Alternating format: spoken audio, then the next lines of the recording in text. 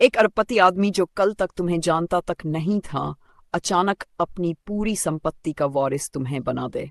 लेकिन इसकी क्या कीमत चुकानी होगी, ये जानने के लिए तुम्हें यह कहानी सुननी पड़ेगी। कहानी की शुरुआत एक गरीब युवक रिक से होती है, जो अपनी बीमार माँ के साथ रहता है और उनकी देखभाल करता है। एक दिन जब वह अपनी माँ के लिए खाना बना रहा था, तभी अचानक उसकी माँ ने बाइबल पढ़ते पढ़ते बंदूक निकाल ली। रिक को समझ आ गया कि कुछ बहुत गलत होने वाला है, लेकिन वह अपनी माँ को बचा नहीं पाया। इस भयानक घटना के 3 साल बाद भी रिक अपनी जिंदगी संभालने की कोशिश कर रहा था। उसी सुबह जब वह अपने काम पर पहुंचा तो उसे पता चला कि उसकी नौकरी किसी और को दे दी गई है। बिना किसी ठोस कारण के उसे निकाल दिया गया। मजबूर होकर वह अपने दोस्त जेरेमी के पास काम मांगने गया। जेरेमी ने जैसे तैसे उसकी मदद कर उसे एक विशाल हवेली में काम पर लगवा दिया। हवेली में काम करते समय रिक को हल्की चोट लग गई। उसने वहां की मैनेजर एंटोनेट से फर्स्ट एड किट मांगी, लेकिन मदद करने की बजाय उसने उसे डांटना शुरू कर दिया। जब रिक ने कहा कि मरहम पट्टी के बाद वह फिर से काम पर लग जाएगा, तो एंटोनेट उसे हवेली के अंदर ले गई। जैसे ही रिक अपने घाव पर पट्टी कर रहा था, एक दूसरी नौकरानी ने आकर एंटोनेट के कान में कुछ कहा। यह सुनते ही एंटोनेट का चेहरा बदल गया और उसने तुरंत रिक को बाहर जाने को कहा। हवेली से बाहर निकलते वक्त रिक की नजर टेबल पर रखे पैसों के ढेर पर पड़ी। अपनी गरीबी को याद करते हुए उसने कुछ नोट उठाने का फैसला किया, लेकिन जैसे ही वह कमरे से बाहर निकलने लगा, उसकी नजर हवेली के मालिक मिस्टर जॉर्ज पर पड़ी। जॉर्ज पास ही बैठे थे और उसे चोरी करते हुए देख रहे थे। अगले ही पल एंटोनेट भी वहां आ गई और उसने रिक को उसी वक्त नौकरी से निकाल दिया। यह सुनते ही रिक घबरा गया और अपनी गरीबी का हवाला देकर जॉर्ज से माफी मांगने लगा। लेकिन जो हुआ उसने उसे चौंका दिया। जॉर्ज ने न सिर्फ उसे माफ किया, बल्कि पूरी पैसों की गड्डी एडवांस पेमेंट के तौर पर उसके हाथ में थमा दी। उस रात रिक अपने दोस्त जेरेमी के साथ रहने चला गया। बातचीत के दौरान जेरेमी ने मजाक में पूछा कि अगर उसे अचानक बहुत सारे पैसे मिल जाएं तो वह क्या करेगा। रिक ने जवाब दिया कि वह दुनिया की खूबसूरत जगहों पर घूमेगा, लेकिन सबसे पहले वह अपनी पूर्व प्रेमिका तान्या के साथ फिर से रिश्ता जोड़ने की कोशिश करेगा। यह सुनकर जेरेमी उसका मजाक उड़ाने लगा। अगली सुबह जब रिक और जेरेमी अपने काम की बातें कर रहे, तभी हवेली से बुलावा आया। जब रिक जॉर्ज से मिलने पहुंचा तो जॉर्ज ने बताया कि उनके पास कोई वारिस नहीं है और ये बात उन्हें बेहद अफसोस देती है। इसके बाद उन्होंने रिक से पूछा, क्या तुम्हें भगवान पर विश्वास है? रिक के हाँ कहते ही जॉर्ज ने उसके सामने एक अजीब प्रस्ताव रखा। अगर वह उनकी मृत्यु के बाद उनके मृत शरीर पर रखकर खाना खाने के लिए तैयार हो जाता, तो वह उनकी पूरी संपत्ति का मालिक बन सकता था। रिक को यह सब मजाक लगा, लेकिन जॉर्ज पूरी तरह गंभीर थे। उन्होंने कहा, यह मौका तुम्हारी पूरी जिंदगी बदल सकता है। रिक इस अजीब प्रस्ताव से डर गया और इसे ठुकरा दिया। उसने दूसरी नौकरी खोजने की कोशिश की, लेकिन कोई फायदा नहीं हुआ। कुछ दिनों बाद अचानक उसके दरवाजे पर दस्तक हुई। दरवाजा खोलते ही उसने देखा कि हवेली से एक आदमी उसे बुलाने आया था। जब वह हवेली पहुंचा तो एंटोनेट ने उसे बताया कि मिस्टर जॉर्ज की मृत्यु हो चुकी है। इसके बाद उसने रिक के सामने एक कॉन्ट्रैक्ट रखा। कॉन्ट्रैक्ट के अनुसार अगर रिक जॉर्ज के शव पर रखकर खाना खा लेता, तो वह जॉर्ज की सारी संपत्ति का मालिक बन सकता था। लेकिन इसमें एक शर्त थी, उसे पूरा खाना खत्म करना होगा और वह चाहकर भी किसी को इसके बारे में नहीं बता सकता था। रिक पहले तो पूरी तरह असमंजस में था, लेकिन थोड़ी देर सोचने के बाद उसने हाँ कह दिया।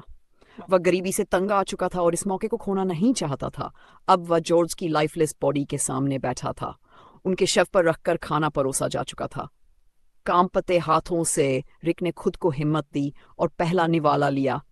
एंटोनेट लगातार उसे याद दिला रही थी, तुम्हें पूरा खाना खत्म करना होगा।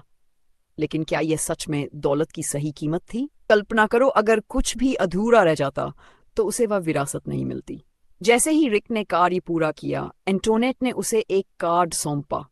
उसमें मिस्टर जॉर्ज के अंतिम शब्द लिखे थे, शब्द जो वास्तव में एक अनुबंध थे।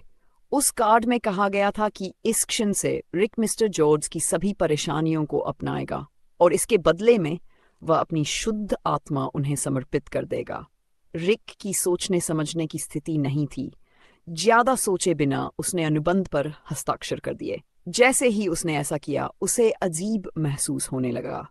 उस रात जब वह घर लौटकर बिस्तर पर लिया, अचानक उसे ऐसा लगा जैसे वह पानी के भीतर है। इससे पहले कि वह कुछ समझ पाता, चारों ओर से आत्माएं उसे घेरने लगीं। ये भयावह दृश्य उसे कांपने पर मजबूर कर दिया।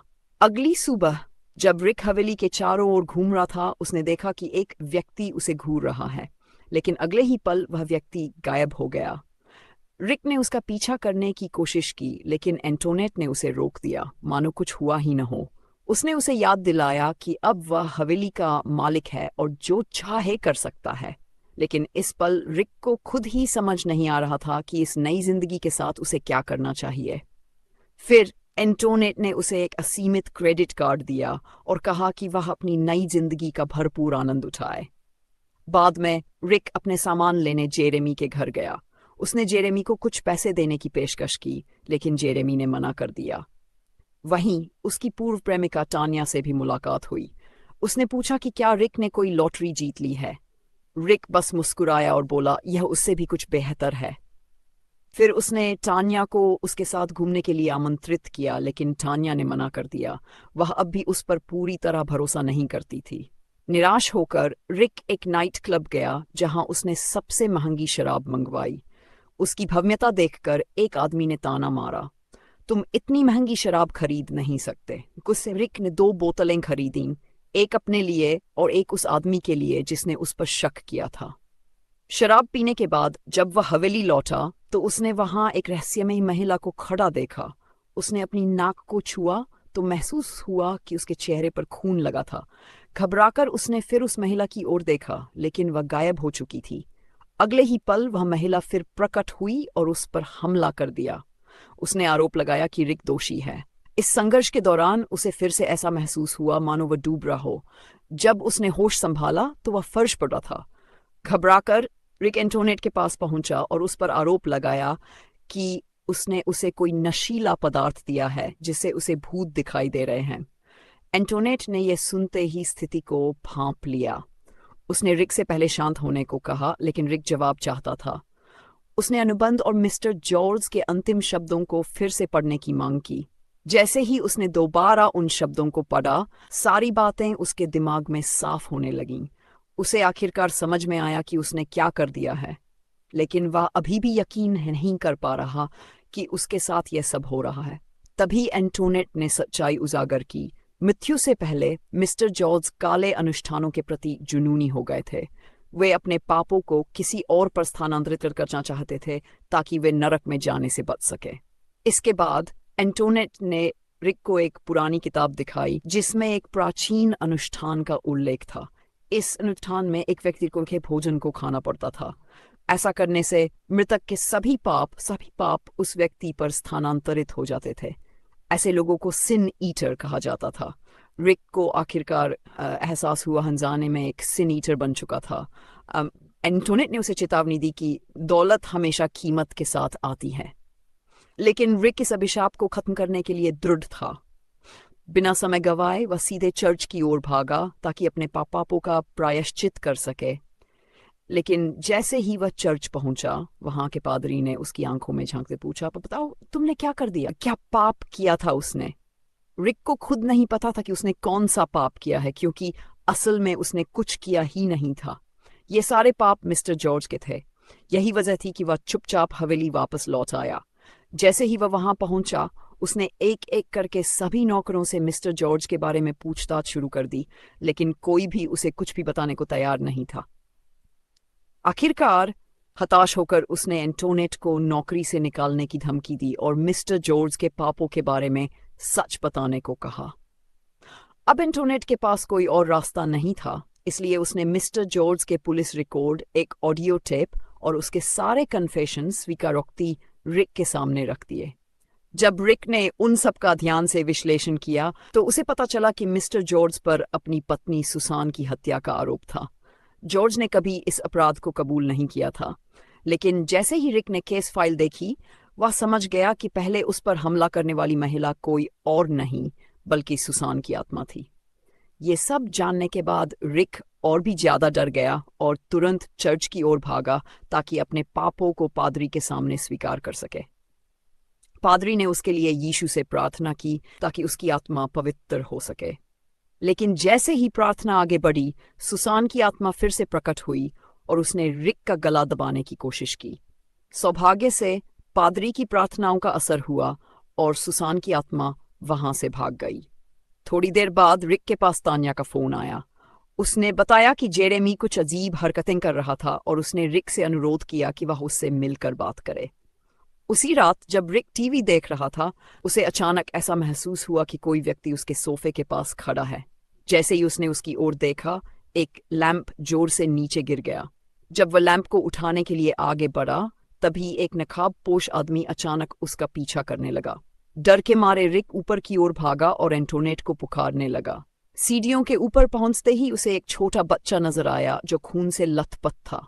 उसी समय एंटोनेट भी वहां आ गई। रिक की हालत देखकर उसने उसे शांत करने की कोशिश की।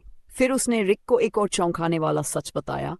मिस्टर जॉर्ज भी बहुत गरीब परिवार से थे और उन्होंने अपनी किस्मत बदलने के लिए सिन ईटर बनने का फैसला किया था। इसका मतलब यह था कि जॉर्ज ने भी कई लोगों के पाप अपने ऊपर लिए थे और अब उनकी मृत्यु के बाद वे सभी पाप रिक के ऊपर आ चुके थे। एंटोनेट का मानना था कि यह चक्र कभी खत्म नहीं होगा। मिस्टर जॉर्ज भी वर्षों तक इन्हीं डरावनी आत्माओं से परेशान रहे थे, जब तक कि आखिरकार उन्होंने अपनी जान देकर इस सब से छुटकारा पा लिया। अब रिक भी इस अभिशाप से मुक्त होना चाहता था। उसने एंटोनेट से पूछा कि इससे बाहर निकलने का कोई रास्ता है या नहीं। एंटोनेट ने बताया कि केवल एक ही तरीका था, अपना ये बोझ किसी और को सौंप देना जो इसे खुशी खुशी स्वीकार करने को तैयार हो। अगर उसने ऐसा नहीं किया तो वह मरते दम तक इस यातना को झेलता रहेगा। एंटोनेट ने उसे सलाह दी कि जब तक संभव हो वह अपने पैसे का भरपूर आनंद ले, क्योंकि यह नहीं कहा जा सकता कि वह कितने दिन और जीवित रहेगा। उसने रिक को कुछ दवाइयां भी दी जिससे वह शांत हो सके, लेकिन ने लेने से इनकार कर दिया और कहा कि उसे अब इनकी कोई जरूरत नहीं है। परिस्थिति से थककर रिक दोबारा चर्च गया, लेकिन इस बार पादरी ने उसे अंदर तक आने नहीं दिया। उस रात रिक को नींद नहीं आ रही थी। अंततः उसे मजबूरन एंटोनेट द्वारा दी गई गोलियां खानी पड़ी।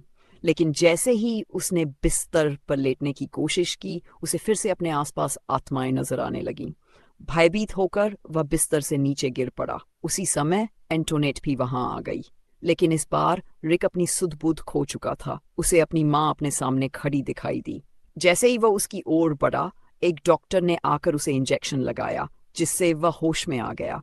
होश में आने के बाद रिक ने एंटोनेट को बताया कि अब वह कोई और रास्ता अपनाना चाहता है, चाहे वह कितना भी खतरनाक क्यों न हो। एंटोनेट ने उसे समझाया कि यह बेहद जोखिम भरा होगा और यहाँ तक कि मिस्टर जॉर्ज भी इसके लिए तैयार नहीं हुए थे।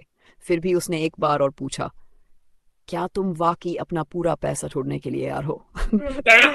रिक ने जवाब दिया, भिखारी बनना इससे बेहतर होगा। ये सुनकर एंटोनेट ने पूछा कि क्या उसके पास कोई ऐसा इंसान है जो यह अभिशाप अपने ऊपर लेने को तैयार हो। लेकिन रिक के पास इस सवाल का कोई जवाब नहीं था। हताश होकर उसने खुद एंटोनेट से पूछा कि क्या वह ये जिम्मेदारी लेना चाहेगी। एंटोनेट ने तुरंत इनकार कर दिया और कहा, मैं इस डील के बारे में सब कुछ जानती हूँ और केवल कोई मूर्ख ही इसे स्वीकार नहीं कर सका। एंटोनेट ने रिक से कहा कि वह इतनी आसानी से अपनी किस्मत से नहीं भाग सकता। फिर उसने सुझाव दिया, तुम्हारा वह दोस्त है ना जेरेमी, शायद वह इस बोझ को उठाने के लिए तैयार हो जाए।